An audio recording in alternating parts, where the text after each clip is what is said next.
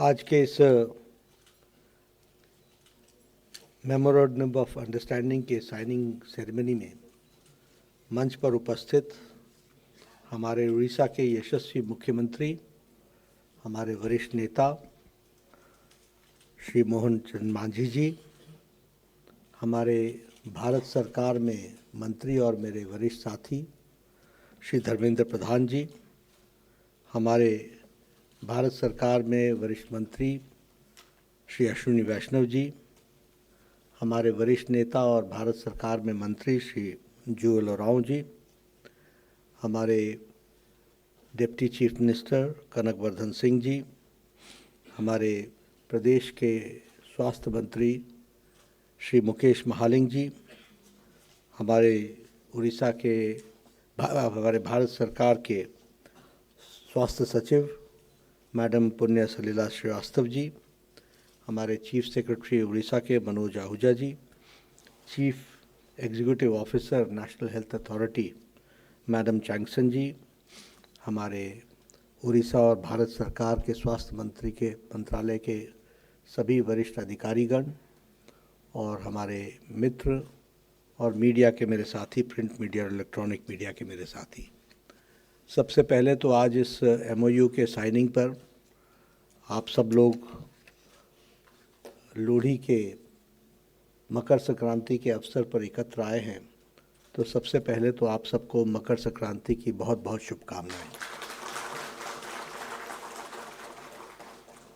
हम सब लोग आज ये प्रधानमंत्री जन आरोग्य योजना के साथ गोबंधु आरोग्य योजना को जोड़ते हुए आज इस नए कार्यक्रम को उड़ीसा के लिए प्रारंभ कर रहे हैं। हमारे वरिष्ठ साथियों ने इसकी डिटेल्स पर, इसकी बारीकियों पर प्रकाश भी डाला है और उसके साथ साथ हमारा मार्गदर्शन भी किया है कि किस तरीके से ये जन आरोग्य योजना के तहत उड़ीसा के साधारण मानस को, साधारण व्यक्ति को किस तरीके से इसका लाभ पहुंचने वाला है। इसलिए ये ऐतिहासिक पल है जब उड़ीसा भी इसमें जुड़ रहा है।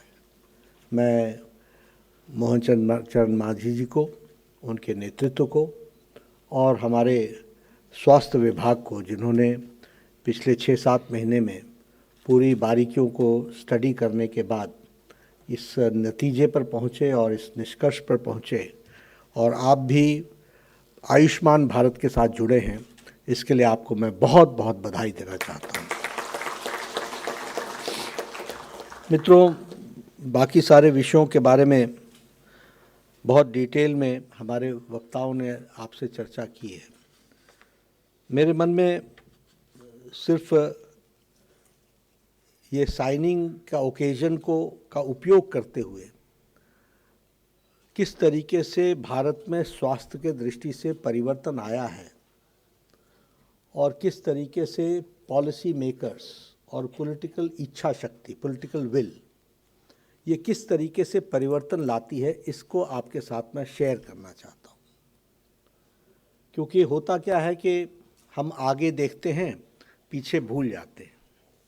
अब आज से उत्तरायण शुरू होता है,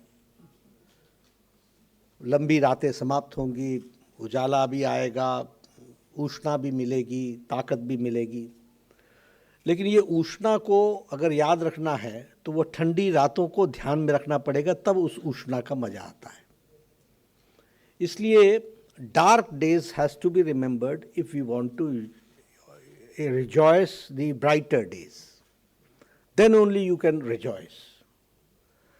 अब मैं आपसे शेयर कर रहा हूँ सिर्फ 2015 में मुझे बतौर स्वास्थ्य मंत्री जेनेवा में वर्ल्ड हेल्थ असेंबली की अध्यक्षता करने के लिए जाने का सौभाग्य मिला। जब मैं वर्ल्ड हेल्थ असेंबली में गया तो वहाँ चर्चा थी UHC की, यूनिवर्सल हेल्थ कवरेज की, और वो एक तरीके से विकास का पर्यायवाची था, सिनोनिम था।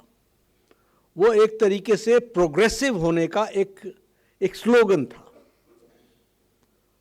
और ये ठीक है कि इंडिया की टर्न थी चेयर करने की, तो UHC की मीटिंग को भी भारत ने चेयर किया। लेकिन मेरे मन में उस समय प्रश्न था कि क्या भारत कभी यूएचसी की तरफ आगे बढ़ सकता है, यूनिवर्सल हेल्थ कवरेज की तरफ जा सकता है क्या? यहाँ जब मैं यूनिवर्सल हेल्थ कवरेज की चर्चा शुरू की, आदरणीय प्रधानमंत्री जी के समक्ष विषयों के बारे में रखा, तो मुझे याद है कि प्रधानमंत्री जी ने कहा था कि नड्डा कुछ बड़ा सोचो, क्योंकि मैं जो आइडिया लेकर के गया था वो उनके दायरे में छोटा था और था भी सच में छोटा। और फिर हम लोगों ने आयुष्मान भारत पर काम करना शुरू किया, और आज मुझे आपसे खुशी होती बताते हुए कि नेशनल हेल्थ अथॉरिटी ने आयुष्मान भारत पर 9 महीने के अंदर वर्ल्ड्स लार्जेस्ट हेल्थ कवरेज दिया और world's fastest health coverage. It is the world's largest health coverage and it is the fastest health coverage. 9 महीने के अंदर and totally digitized, totally digital, कहीं कोई कैश पेमेंट नहीं। ये छोटी घटना नहीं है, ये भारत को डिजिटल वर्ल्ड में एक अपना स्थान देता है। और देखिए साइज को आप समझिए, 140 करोड़ लोगों में 10 crore 74 lakh families, 10 crore 74 lakh families, 55 crore people, और बाद में उसमें ऐड हो गए हमारे आंगनवाड़ी वर्कर्स, हमारे आशा वर्कर्स, 36 लाख फैमिलीज वो जुड़ी। और अभी अभी प्रधानमंत्री वय वंदन योजना के तहत 6 करोड़ लोग जुड़े, यानी 61 crore people. That means 45% of Indian population is now covered under Ayushman Bharat, which is the world's largest and the fastest जो हमने हेल्थ कवरेज को देने का प्रयास किया है, उसको हमको समझना चाहिए। आपको यह भी जानकर खुशी होगी, इसलिए क्योंकि कभी कोई सोचता नहीं था। आप देखिए 2018 के पहले किसी गरीब की बाईपास सर्जरी का मतलब क्या होता था? मतलब यह होता था कि बूढ़े को रहने दो, बुजुर्ग को रहने दो, बच्चे की पढ़ाई समाप्त हो जाएगी, बच्चे की तरफ देखो। और बुजुर्ग भी इस बात से संतुष्ट हो जाता था कि मैं तो जिंदगी जी चुका हूं, अब तो इन बच्चों के बारे में सोचना चाहिए। आज वो एम्पावर्ड हुए हैं, यह परिवर्तन आया है, इस बात को हमको ध्यान में रखना चाहिए। और मैं यहाँ आपसे बताना चाहूँगा कि 8 करोड़ 19 लाख हॉस्पिटल एडमिशन्स हुए हैं सिंस द इंसेप्शन 2018 से 8 करोड़, यानी ये 8 करोड़ लोग कभी हॉस्पिटल का दरवाज़ा नहीं खटखटाते थे, सिर्फ हॉस्पिटल का बिल देख करके या उसकी जो एस्टिमेट्स बनते थे उसको देख करके घर वापस लौट जाते थे।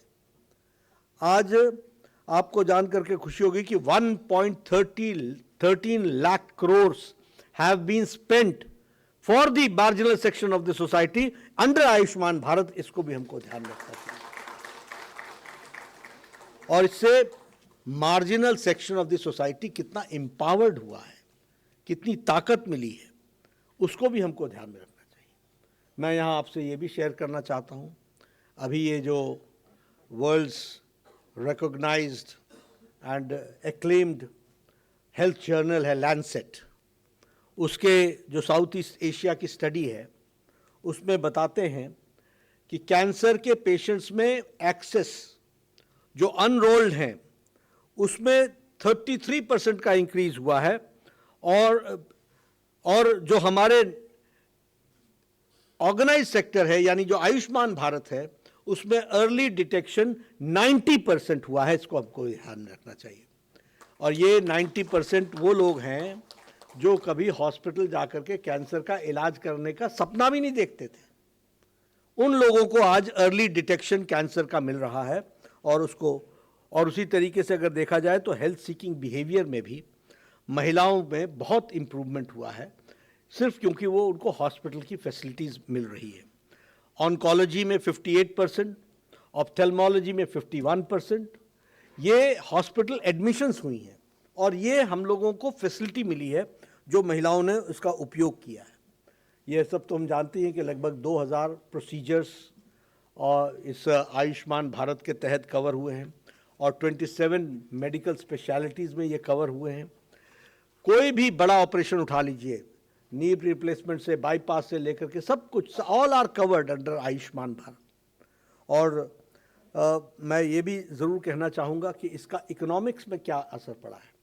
इसका इकोनॉमी में ये असर पड़ा है आयुष्मान भारत का कि जो हमारे माइक्रो फाइनेंसिंग होती थी उसमें जो नॉन परफॉर्मिंग एसेट्स बनते थे उनकी संख्या घट गई है और क्रेडिट्स को लोगों ने वापस देने की सामर्थ्य बन पाया है। This is because the health coverage has taken place. उसका एक वन एस्पेक्ट हमको ध्यान में रखना चाहिए।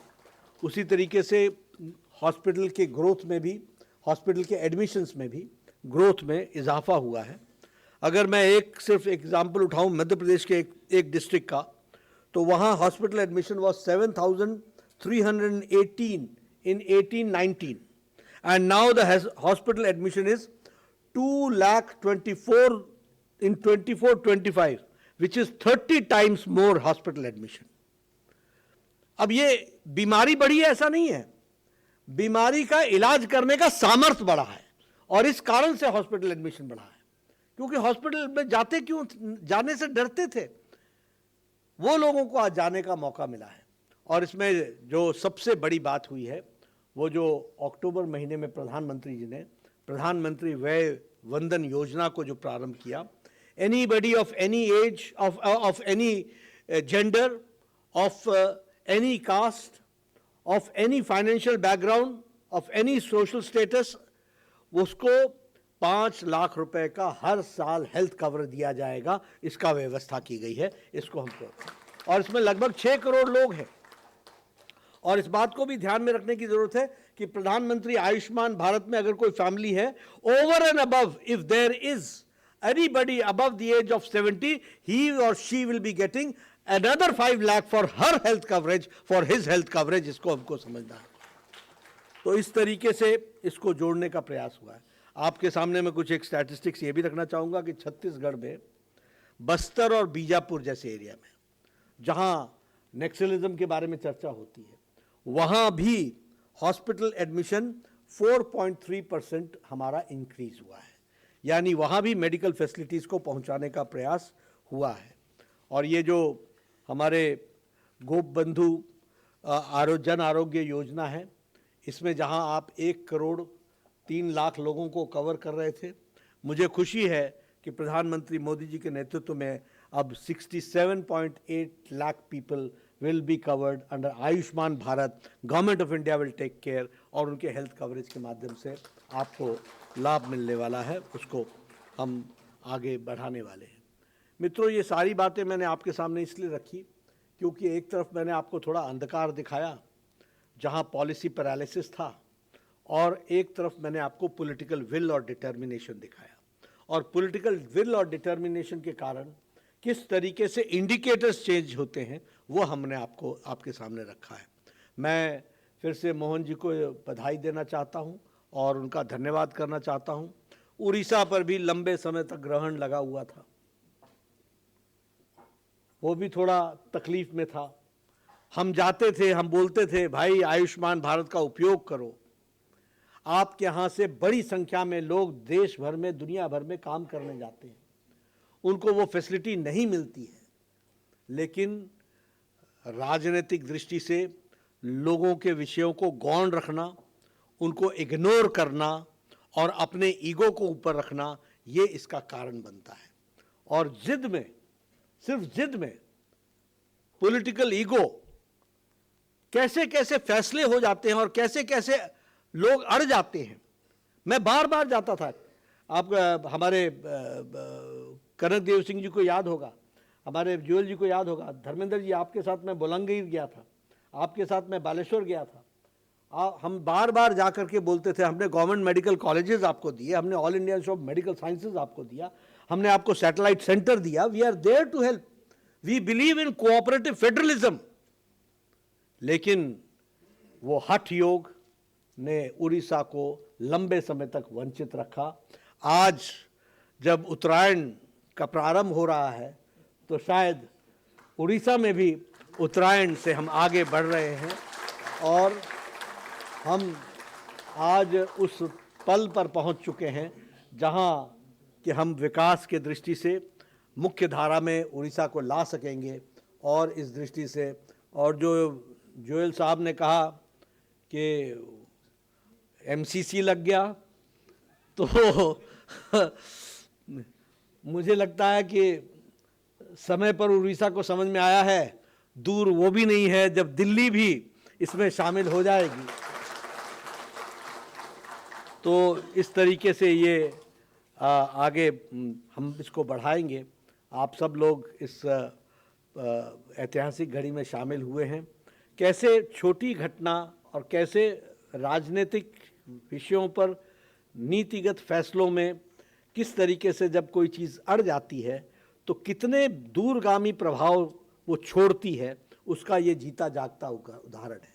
और आज अगर सही फैसला उड़ीसा के लोगों ने लिया तो सही फैसला आगे मांझी जी ने भी लिया, और मांझी जी के माध्यम से 4.5 करोड़ की हमारे उड़ीसा की जनता को आज इसका लाभ मिलने वाला है।